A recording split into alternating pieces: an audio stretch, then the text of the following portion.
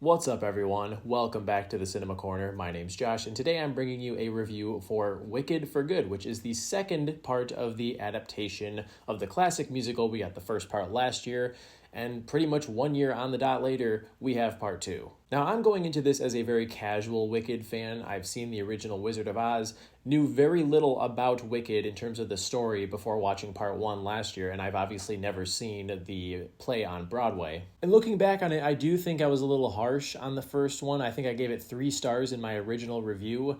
After rewatching it, I wound up bumping up my score on Letterboxd to 3.5, and I stand by that. Sometimes, you're just in a funk when you watch a movie for the first time, or maybe you fail to notice a couple of things that make it stand out a bit more the second time you check it out. Happens to me every once in a while. So Wicked Part 2 kicks off a couple of years after the events of Part 1.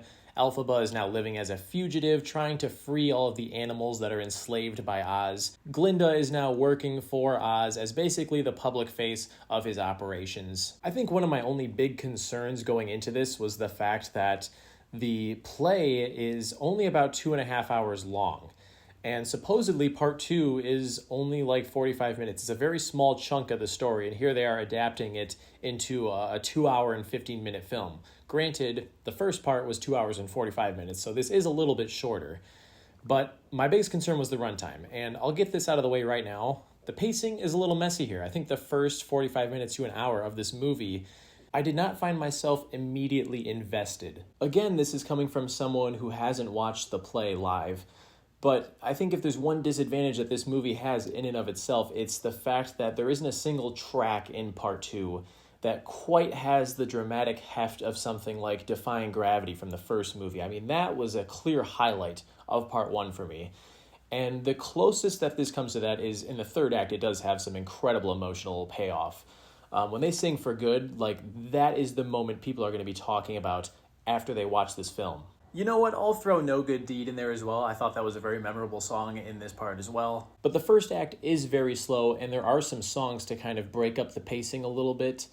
But I found that the audio mixing was a bit problematic, and that could just be my local theater. And if that's the case, then I guess this criticism is kind of null and void. But for me, it felt like the music was playing a little bit louder than the voices of the characters, and that was a bit distracting, made it hard to understand the lyrics. But speaking about Wicked for Good overall, because this is spoiler-free, if you like the first movie, you're probably going to like this one, and I think this is one of the easiest endorsements I can make in terms of, this is very consistent tonally and storytelling-wise with the first movie. I think it does a great job of kind of creating an entire through line and telling a cohesive story through and through. Some of my criticisms with part 1 were regarding some of the elements that are thrown in the third act and aren't really given much background. In this movie, you get to see more of the wizard, so that's a huge plus. You get to see a little bit more of the animal subplot, although I still feel that's one that was a bit underdeveloped, because we do get the characters from the original Wizard of Oz, the Scarecrow, Tin Man, the Cowardly Lion, and a couple of those characters get the development that they need. The lion, though, and some of the other animal characters, I had to remind myself, wait, who is this person again? The glue that really holds this whole thing together is the chemistry between Cynthia Erivo and Ariana Grande. Sometimes you just watch a character on screen and you're like, this actor or actress was born to play this character, particularly Grande, who is just so likable as this character, who could so easily come off as annoying and aggravating. What can I say? I think we all love a little bit of a redemption arc for a narcissistic character. And in this one, we get a lot of Glinda. She's caught between her allegiance to the wizard while also being one of the few people to understand Elphaba's true character. There's a lot of messy breakups and reconciliations in this movie, so if you're looking for that and you want to see a lot of screen time between these two, you're going to get that. And we already know both of them are highly capable of delivering phenomenal vocal work, and they do so once again. Jonathan Bailey as Fiyero, great, but underutilized. There are a lot of characters in this that, once again, just like in the first movie, I feel are a bit underutilized, and I just kind of spoke about that, so I don't want to rant on about the same thing over and over again. But it is a recurring problem.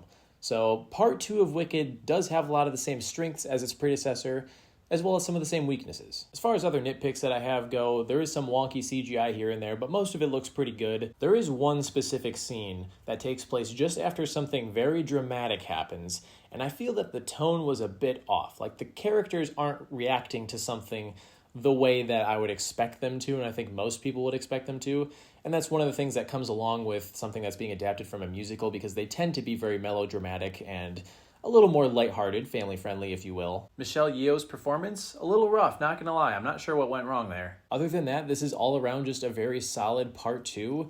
For the most part, these two movies have done a great job of weaving in these themes of an oppressive, authoritarian power that is corrupted and using this character of Elphaba to create a scapegoat and use her to push their narrative. So when the tonal moments that don't work happen, they stand out because of the fact that the rest of the movie does such a good job with that. Thankfully, and once again, I can't say this enough, the third act brings everything full circle in a way that I found to be very satisfying. So for the most part, I really enjoyed Wicked Part 2. If I had to pick between the two, that's actually kind of a tough call. As of right now, I'm thinking I still like the first part a little bit more. They're very close in quality for me, so I'm going to give Wicked Part 2 3.5 stars.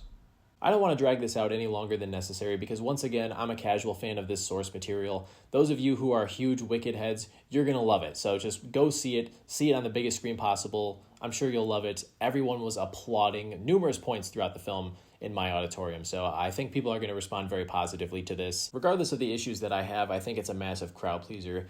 So once you've seen Wicked Part 2, be sure to let me know down in the comments what you think of it, and which one do you prefer between parts 1 and 2. As always, be sure to hit that like button and subscribe before you take off. I'll catch you guys in the next review. See you later.